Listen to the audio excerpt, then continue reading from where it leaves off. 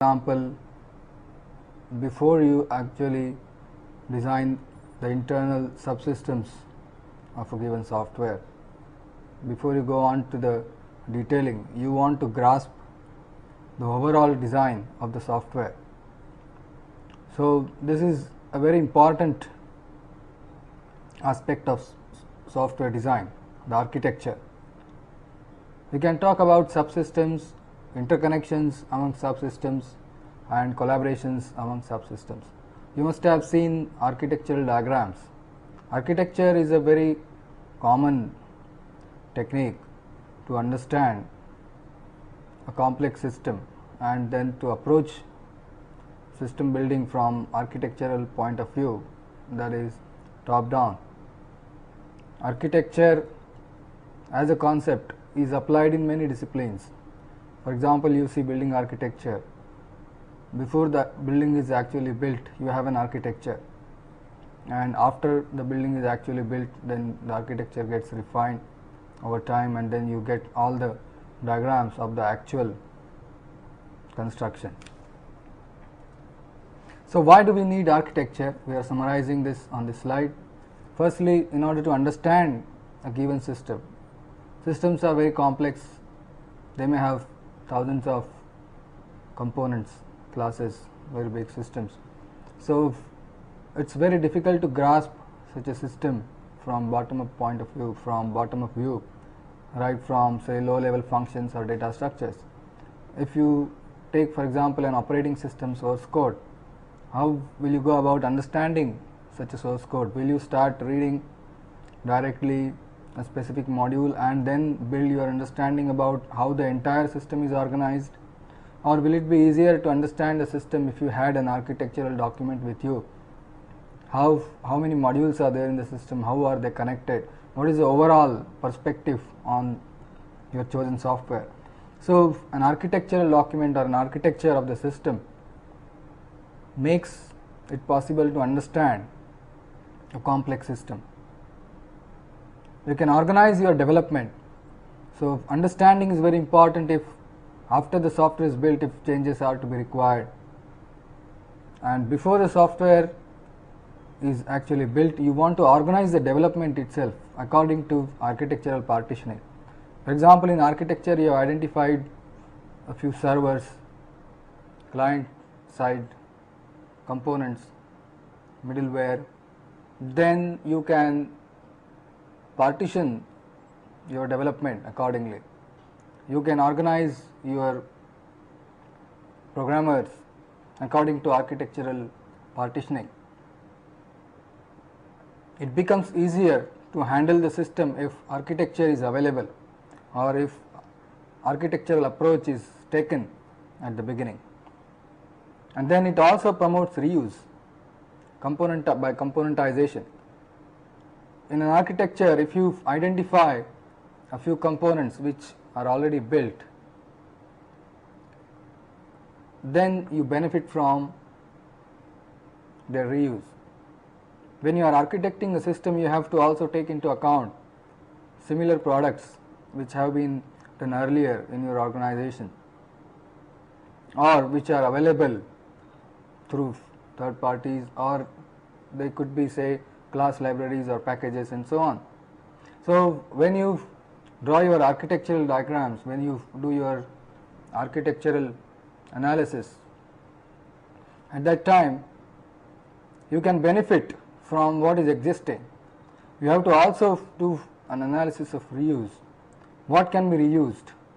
So those components, those reusable components, packages, or whatever entities you are reusing in your architecture depends on what architecture you are handling, what level of architecture you are handling.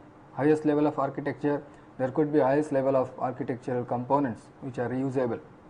So at that level, one has to identify what you are going to reuse and what you are going to build. So architecture is very important from reuse perspective. And again, when you are architecting a system, you might also take into account future reuse in a given product line. A product improves over time because requirements get refined over versions, and then bugs get found out, then you might want to re-engineer some part of the system. So a product always improves in terms of functionality, performance, its correctness and so on. So architecture becomes very important, it plays a major role in a product line architecture, product family. So evolution is another important aspect that benefits from architecture. The changes and dependencies. In an architecture, overall architecture, you capture dependencies which are at that level, overall dependencies among the modules which are identified in the architecture, or the components that have been identified, that get identified in the architecture. So architecture also drives the evolution process. Product can evolve, it could be due to versioning or it could be due to specializations and so on. We are going to subsequently discuss different kinds of architectural patterns and so on. So some of these ideas will come again when we look at some specific examples or patterns of architecture. So what are the basic principles which are applied by architects? So these are some of the very important principles which need to be taken into account when you are architecting a system. Abstraction and encapsulation. You must be able to identify the right abstractions at architectural level and then hide the internal information or the internal details through encapsulation. So this is about separating the what and the how aspect. What does the component do and how it does. So if you identify a specific package, say the GUI package, you should know what it does and then separate how the actual business logic, the actual logic, the GUI components are implemented. So for the GUI package, you will be defining the classes which are available from that package, and then there may be internal classes in order to implement the projected behavior outside the given package. So you have to separate what the module does from how it is done, and then single point of reference as far as possible. So when you have a subsystem, if there is a single point of reference into the subsystem, it becomes easier to manage dependencies. If something changes inside the subsystem, it could be reflected through only the single point of reference. Or if from outside, if there are many references into a subsystem, and if the subsystem undergoes changes, there will be dependencies, many dependencies directly outside through multiple points of contacts. So this is another important aspect of abstraction and encapsulation. Then a general principle of separation of concerns has to be applied when you are architecting a system. You must separate different concerns. For example, different abstractions identify different constructs. Every module or every library or every package does different things. The responsibilities have to be separated out clearly. Separation of interface from implementation, so that the external environment or the calling environment only looks at interface, identifies the component through its interface, and implementation is different. Implementation is separated. So if you separate interface from implementation, you get various benefits. For example, implementation can change and still the calling environment sees no change because interface is the same. Then separation of concerns can be applied for, say, policies and the core logic, the core business logic of the component or the system. The policies are different and the core logic is different. So if you list out policies separately, if you identify policies separately, and if you have a separate architecture for policy implementation, for example security policies or your login password user accesses, so who can access what, access matrix and so on. So if you have a policy architecture separate from the core business logic or from the core business component architecture, then you are separating the two concerns, and it becomes easier to grasp such a system. So you have to identify different concerns and give different architectures for these and say what are the dependencies amongst them. Then separation of concerns can also be applied to user interfaces and transactional logic. You separate user interfaces from the transactional logic or the control logic. So from the interface the system is used. So the interface architecture is different from the actual transactional logic.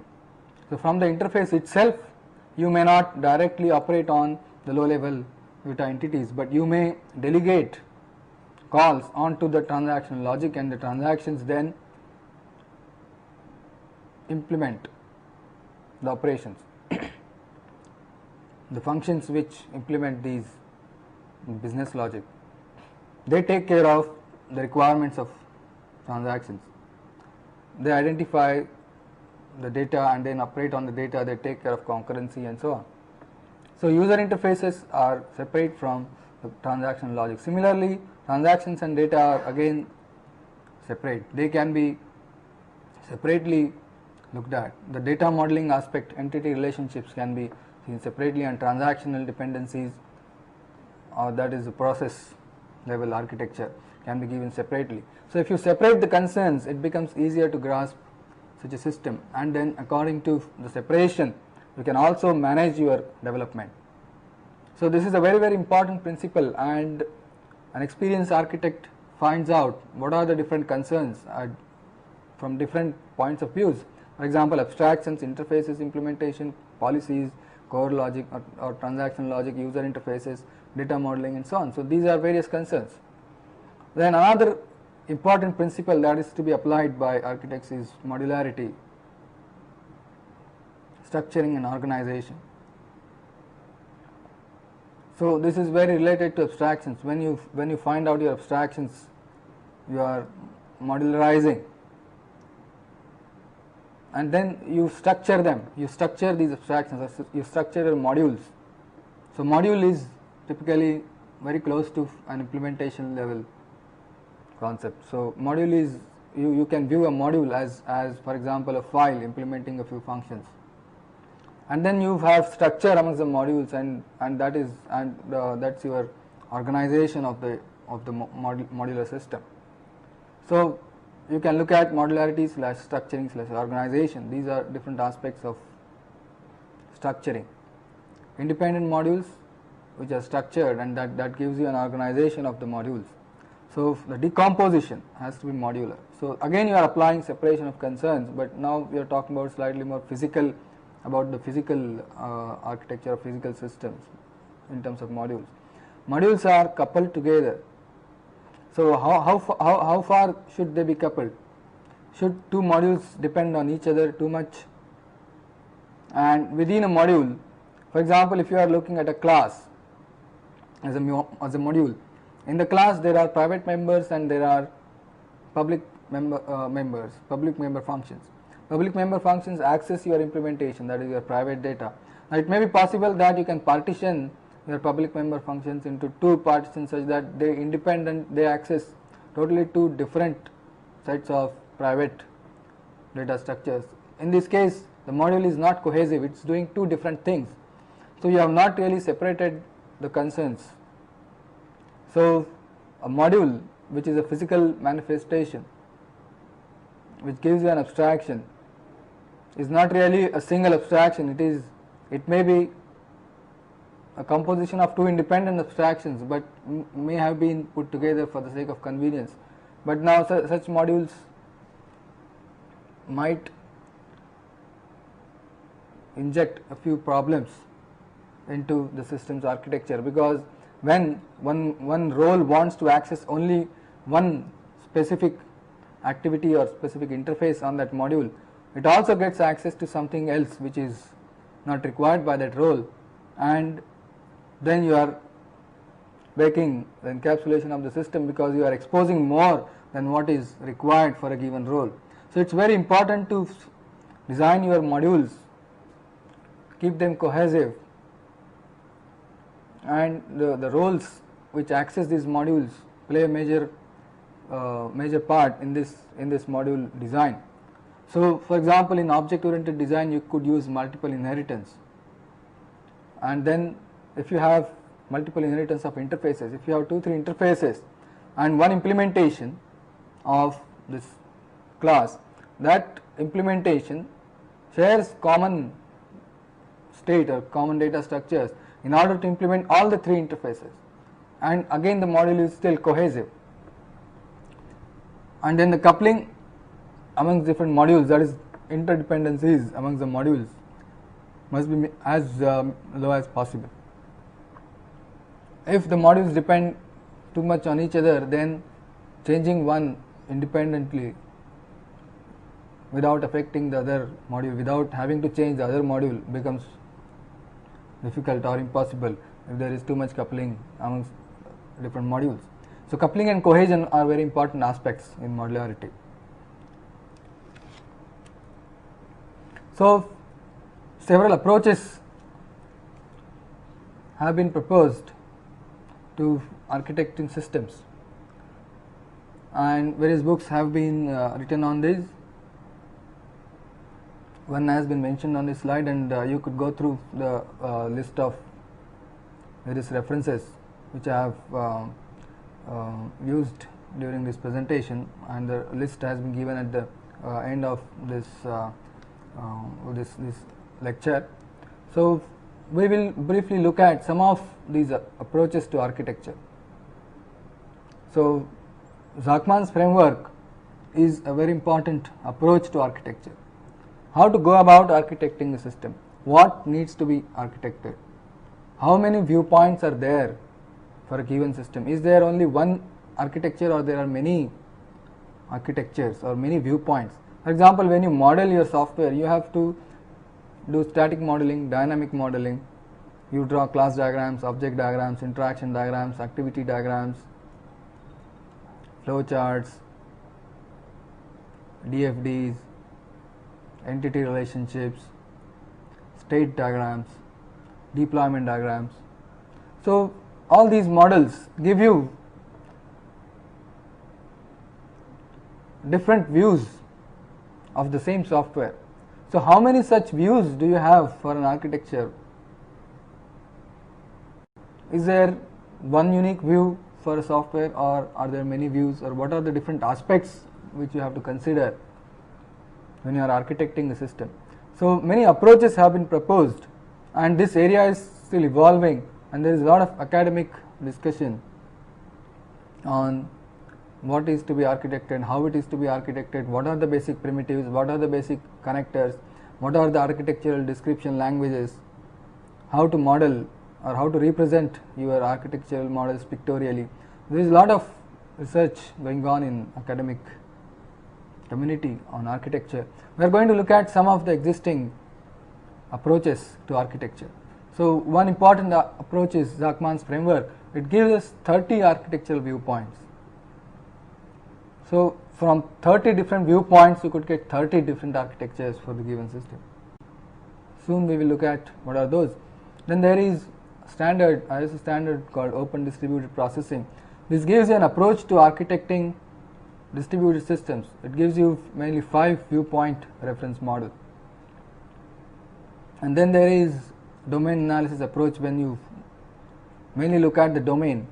For example, there are agent oriented systems where you do an analysis based on agents and what are the entities in the domain and how agents are related to those entities. So, for example, if you are building a library information system, you will firstly look at who are the actual agents, that is human beings who operate or who are involved in such a system. The actual domain. So, without having to say start with the software directly, you first model the domain itself and do an analysis of that, and then get the domain architecture, and then you can convert it into a software architecture. So, that's a different approach. And then you have a 4+1 view model, which is what was adopted in the unified process architectural model. And there is a lot of academic software architecture research. So, which give us many different approaches, architectural description languages and so on. So we will have a look at some of these. So the Zachman's framework, now you can go through the website of Zachman Institute of Framework Advancement, and there is a poster available there on Zachman's framework. So I will show you the poster quickly, but before that we will just see what was the motivation for this framework. So Zachman in around say 1987 noted that to keep the business from disintegrating, the concept of information systems architecture is becoming less of an option and more of a necessity. So in order to keep your information together, in order to keep your business together, you need an architecture. You need to organize everything very well, otherwise it will disintegrate soon. So if you organize, you benefit from the organization.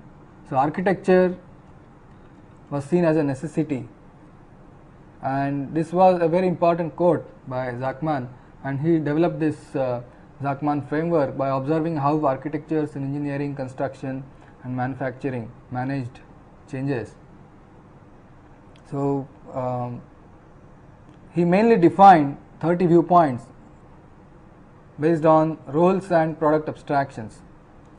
So this is role cross product abstraction matrix, and roles are represented in rows. For example, owner's role needs architectures from owner's point of view. Designer's role needs architectures from designer's point of view. Then builder's role, the one who actually builds the system, needs to see the system's architecture from builder's point of view.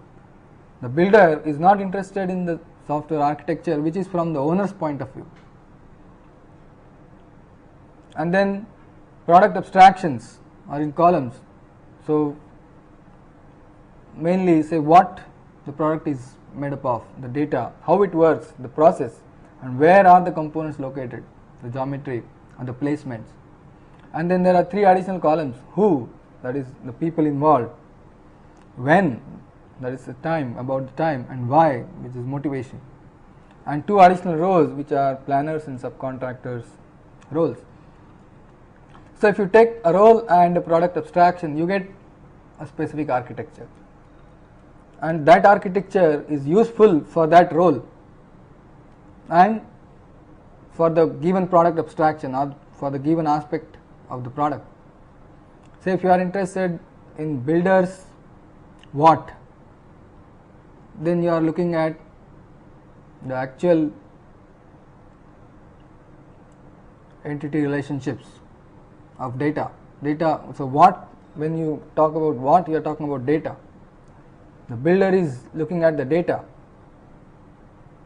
which he actually wants to build. So you may be looking at the data structures or the entity relationships for designing of tables and so on.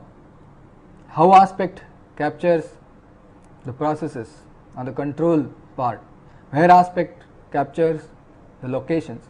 So we will just quickly look at this Zachman's framework. So this is a poster from Zachman Institute of Framework Advancement, and you can download this from www.zifa.com.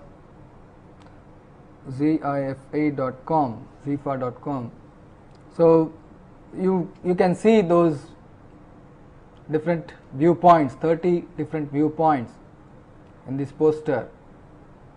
Say we will look at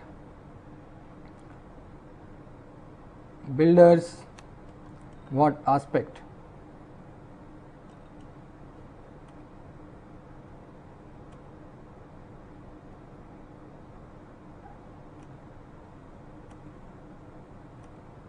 This is the builder's what aspect, the green one shown here. So you are looking at physical data model. So you have the entities, the segments or tables and so on. Or if you have data structures, your relationships are pointers, in the tables they are keys and so on. So this is the builder's architecture. Now if you look at owner's architecture of what, you will get something different.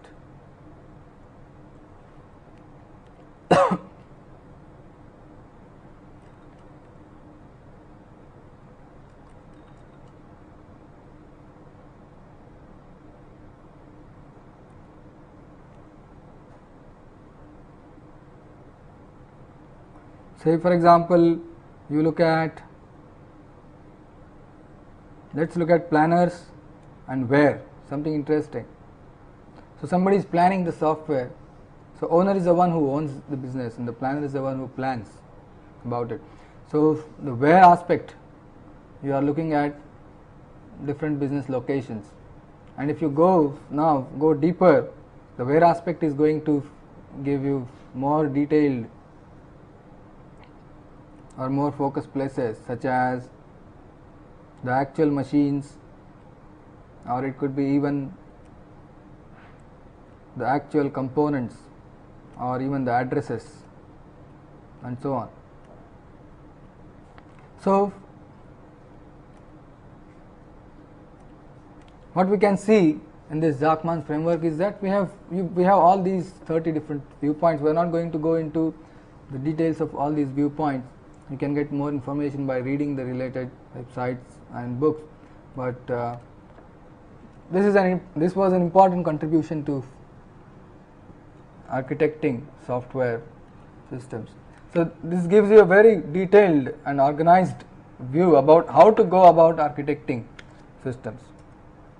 Then we will look at another related model or approach to architecting systems. Is Open Distributed Processing Reference Model, ODP-RM it is called as. So this is for architecting systems that support distribution, internetworking, interoperability and portability. So typically say you have a distributed system connected in a LAN or in an enterprise which may be connected through an interoperable middleware, and you have components distributed and then they access services of each other. Some of the components may go down and come up during their life cycle, or some of the components may get deleted, the components may change their implementations. You may share the components in the system. So if you look at an enterprise wide architecture where there are machines distributed and services may be distributed and applications may be accessing these different services, then what are the approaches to architecting such a system? So this is one approach to architecture. So it provides you with the following 5 viewpoints which are listed on the slide. So enterprise viewpoint talks about the purpose of the software, its scope and different policies that are to be followed. The information viewpoint talks about semantics of information and information processing. The computational viewpoint talks about the functional decomposition, the decomposition of the system. We can say modular decomposition of the system.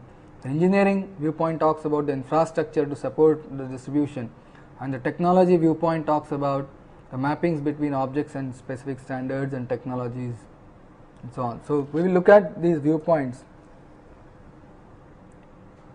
one after the other.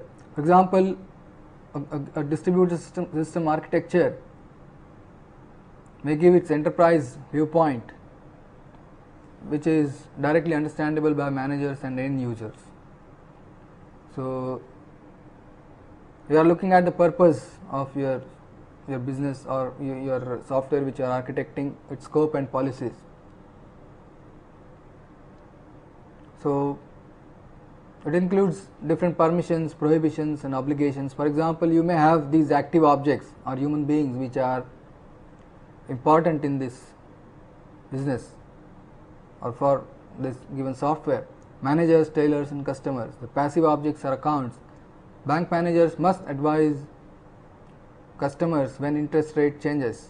This is an obligation. Cash less than 40,000 can be drawn per day. This is a prohibition, and money can be deposited. This is permission. So this is a very high level viewpoint, and through this the managers and the end users understand the system. So this high level viewpoint may be described in a description language, and that gives you a view, an architecture of the system. Or you may draw also pictorial representations of the same. Then information viewpoint gives you definitions of information schemas as objects. For example, state and structure of objects. Say in the account object you may have its state as balance and amount withdrawn today, on that day, on any day. So amount withdrawn today gives you the total amount that was withdrawn on the day of reference. Then there could be three kinds of schemas for this information viewpoint. The static schema, for example, at midnight amount withdrawn today is 2000. Invariant schema gives you an invariant for your given object. At any time amount withdrawn today should be less than or equal to 40,000. And the dynamic schema gives you the dynamics which are always constrained by the invariant. For example, if you deposit x, then the balance increases by x. If you withdraw x, the balance decreases by x. So this is very similar to design by contracts, where preconditions, postconditions and invariants can be used. So this is information viewpoint. When you are looking at informational objects or schemas, you are going to do analysis from these 3 points of view: the invariants, the dynamics and the static attributes or the statics of your chosen objects. And then the schemas may relate objects. For example, in customer object, a customer object owns an account static schema. The dynamic schema, these might be governed by the policies of the bank, and the customer object owns the account static schema, the balanced variable, the actual state of the object. This from informational viewpoint. Then from computational viewpoint, you are talking about software components and how are you going to implement them. So for example, large grain object encapsulations may be thought of as server processes, or you could have subsystem interfaces for packages. Then you can talk about how objects are implemented, how objects offer different multiple interfaces, how they are implemented to project various behaviors or various interfaces for different roles, how they interact with each other. So you are talking about implementations, how the calls are sent, how messages are sent from object to object or module to module. Are they through message invocations, or are they through exceptions, or are there streams, continuous streams? So there are different kinds of connectors. So you are talking about different components, how they are organized, how they are implemented, what are the relations among interfaces and their implementations, and how they are connected through different connectors. So we are listing some more details about computational viewpoints here: interface and inheritance of interfaces, then various aspects about objects such as how are they created, how do you trade for an interface, how do you search, how do you locate the object, how are interfaces created, how does the actual binding occurs, how are operations invoked. So we are talking about a distributed system, and then in the distributed system you have to actually detail out how the invocation goes from one machine to another. And on application objects there could be different interfaces. Say for example bank teller's interface and bank manager's interface are different. So you could allow deposit and withdraw for on the teller, whereas you can create an account through bank manager's interface. And there could be infrastructural objects involved from computation viewpoint, from the actual implementation viewpoint, that is you are using some of the existing infrastructure services such as naming service, event service and so on. Then the engineering viewpoint brings out the distributed nature of the system. So when you are looking at computational viewpoint, you are mainly looking at the objects and how are they implemented, how are they connected, and what are the different computational connectors or relationships amongst them. And when you are looking at engineering viewpoint, you are actually looking at the physical manifestations in a distributed system. How will they be connected physically? What are the different objects from engineering viewpoint? The objects and the channels, the actual connections.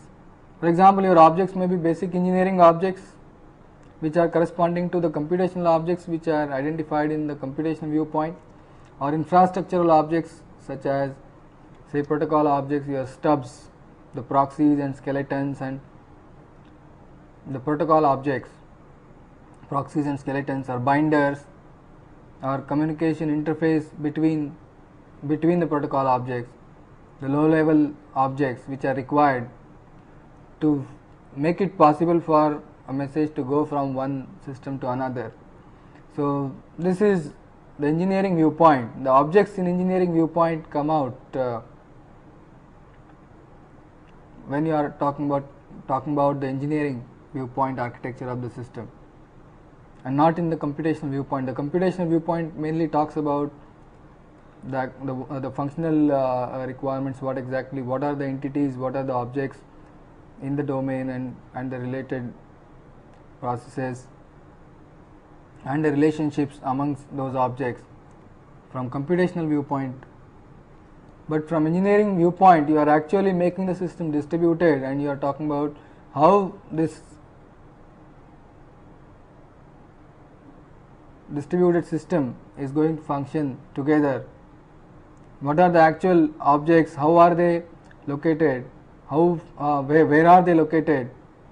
Say for example, the structure, the engineering structure of the system could be identifying the clusters, the nucleus objects, the capsule of clusters, or a machine node. A cluster may contain many engineering objects, and object can contain many activities, and then you have inter-cluster communication via different channels.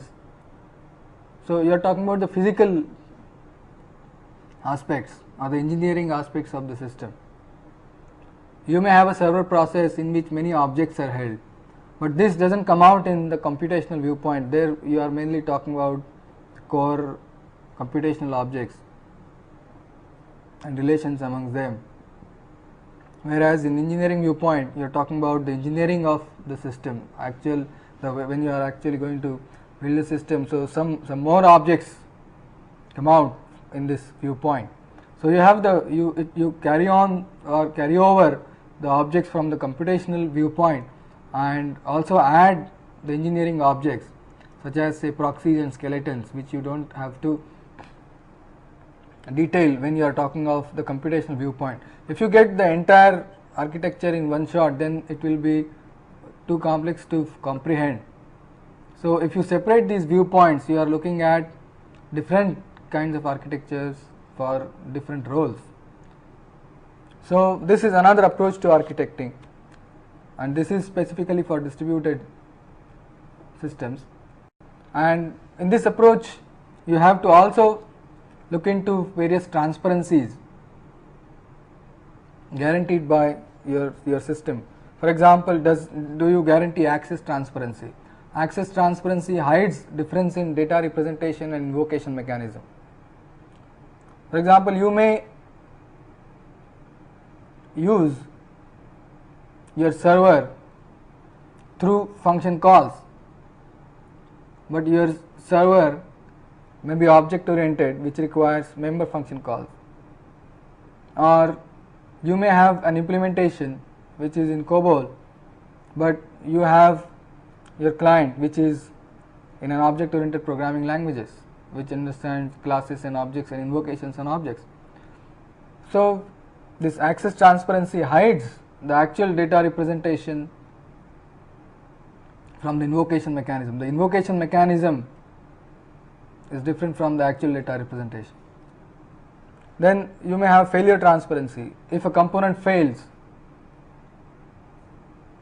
the caller is not aware of this failure, the component may come up. So if a failure is hidden, and you get this failure transparency. Location transparency talk about hiding the location, the information of the location while finding and binding to an object. So internally, if you use a naming service and then the internal mechanism, the proxy may find out where the object is and connect to the object, and the actual caller is not aware of the location. Then you may have relocation transparency, which masks the changes in location of an object from its clients. So the location might be changed. So if this relocation is also hidden, then you get relocation transparency. And then there are other transparencies such as migration transparency, replication transparency, persistence transparency, and transactional transparency.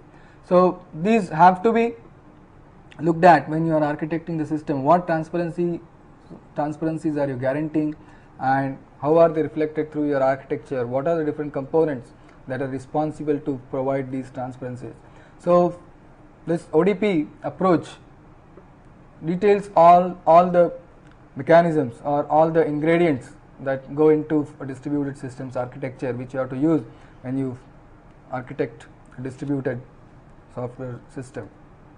Then there is another approach called 4+1 view model of Kashtin. This gives you 5 concurrent views. Logical view talks about the object model using object oriented design methods. Process view talks about concurrency. What are the different concurrent activities and what are the synchronization aspects?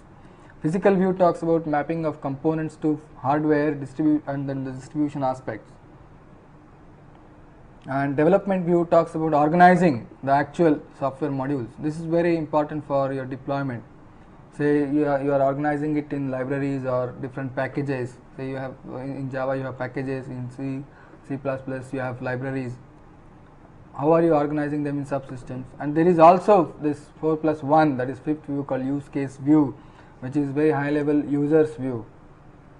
Use case is as a very important aspect of software development, has been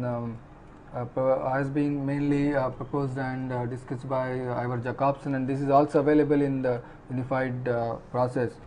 So the unified process model approach of architecture is very close to this 4+1 view model, but here the focus is on iterative refinement of architecture. And architecture description is an extract of the models of the system. So say if you use UML for modeling your system, you may have many models such as use case model and your analysis models, design models, deployment model, implementation model.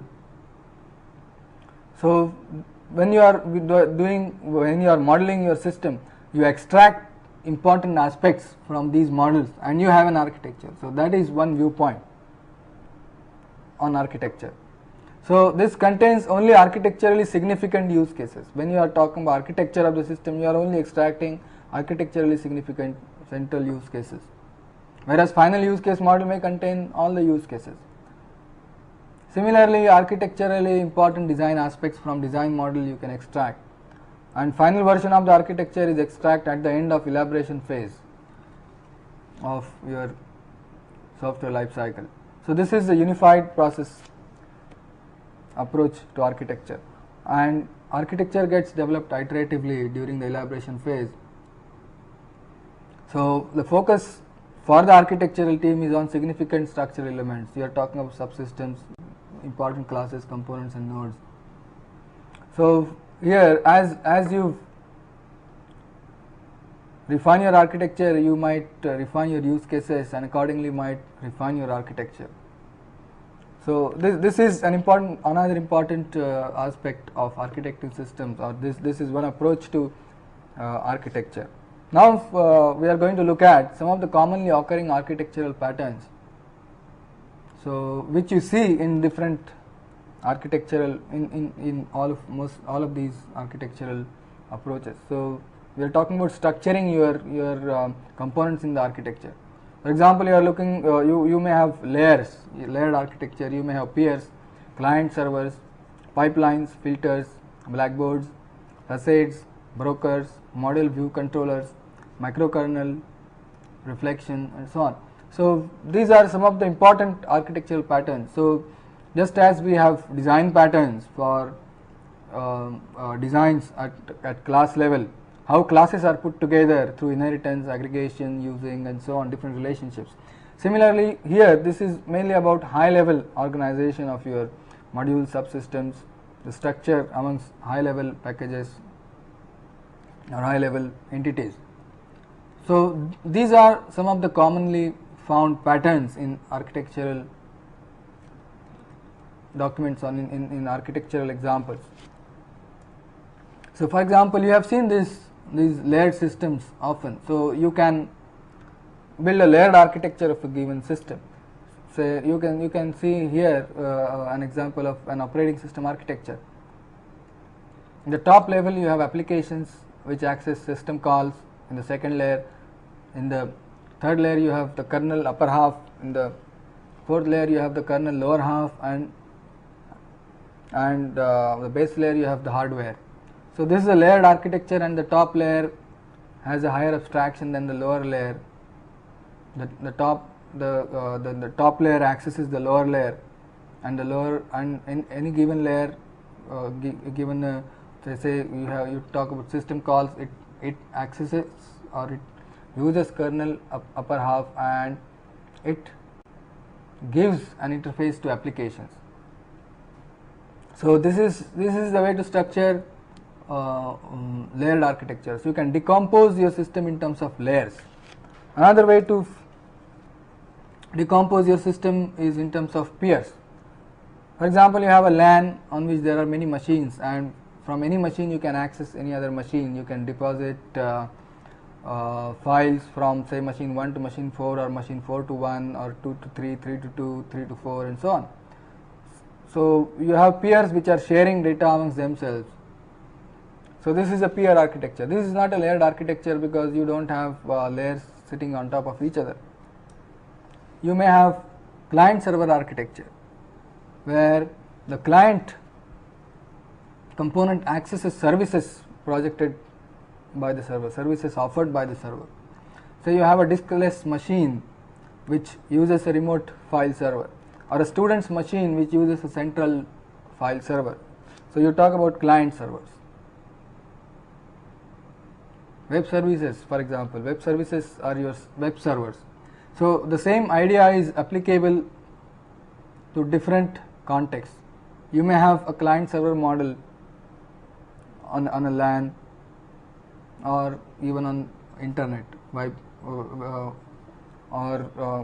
that is your web service model. Or at the low end, even you may have it even in a sequential program, where you are talking about a client object and a server object within a program. But when you talk of client server, mainly your focus is on distribution aspect and the decoupling in through different processes. Then you have pipelines, where you have stages one after the other. Say in a compiler you have lexical analyzer, then you have syntactic analyzer, you have code generator, code optimizer, and so on. So these are different phases. So you have a pipeline architecture. You could have transactional flows in an academic system, say online academic network in a university. Say first the student pays the fees,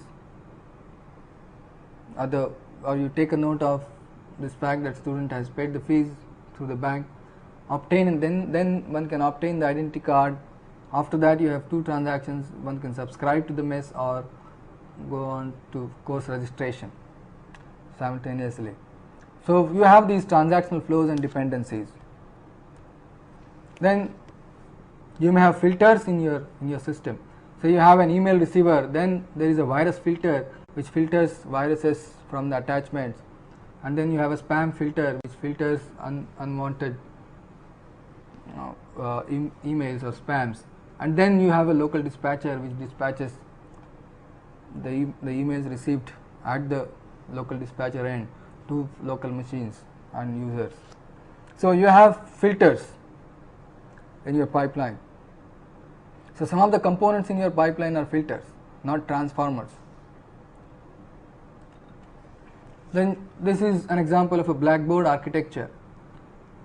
Say in a parallel computing scenario where you are having shared memory, you may have a shared task space in which the task generators deposit tasks and from which the task executors pick up the tasks and execute them, and then they deposit the results onto the shared result space. So we have this shared task space and shared result space as two different blackboards which are used by generators and executors simultaneously. So this is a shared memory or shared space architecture.